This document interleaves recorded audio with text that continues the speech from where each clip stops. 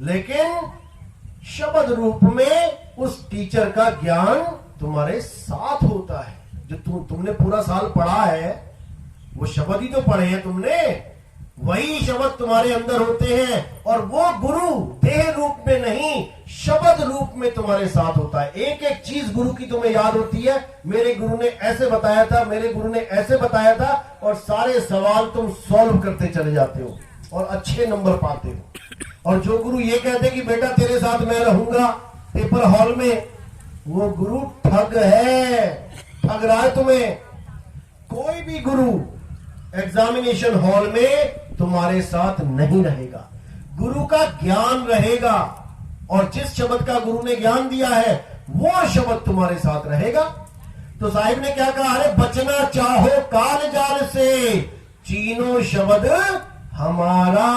ये नहीं बोला कि मैं आ जाऊंगा, मेरा शब्द छीन लो, जो शब्द का प्रचार मैं करने आया हूं। क्योंकि तुमने शब्द को छीन लिया तो मैं ही तो शब्द हूं, मैं तुम्हारे अंग संग हूं।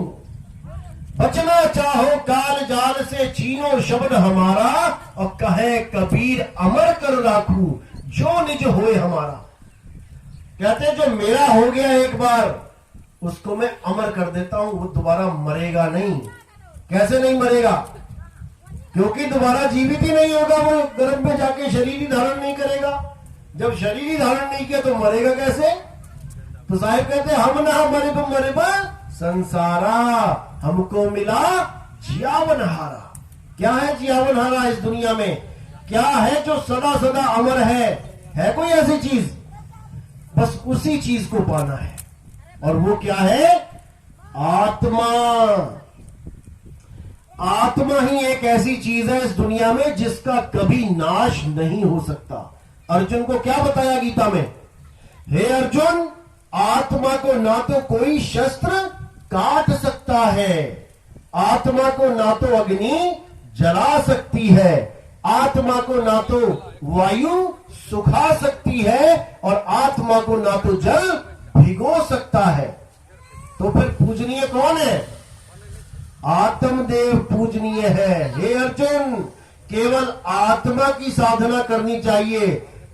अध्याय 3 17वां श्लोक। हे अर्जुन, जो अपनी आत्मा की साधना करते हैं, जो अपनी आत्मा में तृप्त रहते हैं, जो अपनी आत्मा में निरंतर रमण करते हैं, उनके लिए कोई भी धार्मिक कर्म कर्तव्य लागू ही नहीं होता।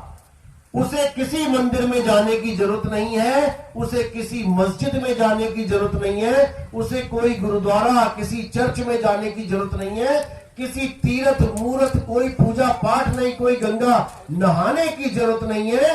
वो अपनी आत्मा में स्थित हो जाता है। अर्जुन, ऐसे दुर्लभ प्राणी जो अपनी आत्मा को साध लेते हैं, वो किसी अन्य जीव पर निर्भर भी नहीं रह जाते।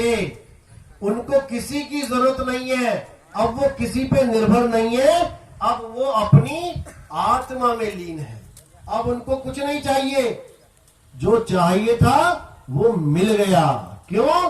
क्योंकि आत्म में राम और राम में आत्म, चीनस गुरुमुख